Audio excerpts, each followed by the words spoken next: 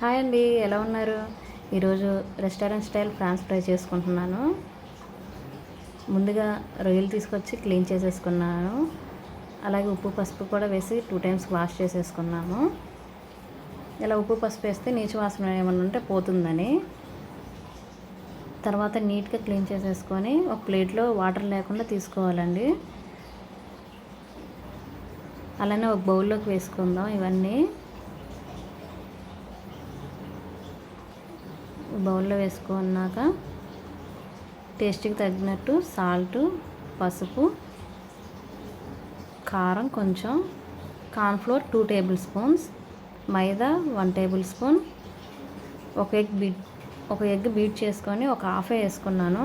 గరం మసాలా ఇవన్నీ కలిపేసేసుకోవాలి. అల్లం పేస్ట్ అయితే వేయలేదు. రెస్టారెంట్ స్టైల్లో అల్లం పేస్ట్ వేయరంటండి, నాకు తెలియదు, తెలిసిన వాళ్ళు చెప్పారు.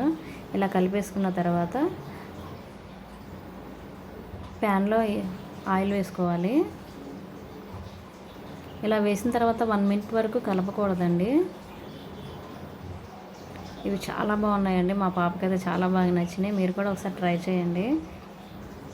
రెస్టారెంట్ స్టైల్ చేయి మమ్మీ అని అడిగితే చేశాను.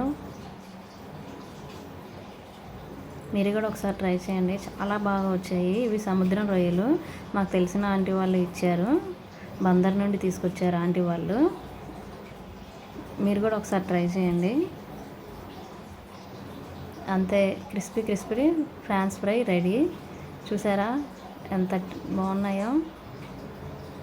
ఇలా సాస్తో తినేయచ్చు, లేదంటే మామూలుగా అయినా తినేయచ్చు. చాలా బాగున్నాయి. మీరు కూడా ఒకసారి ట్రై చేయండి. Bye friends.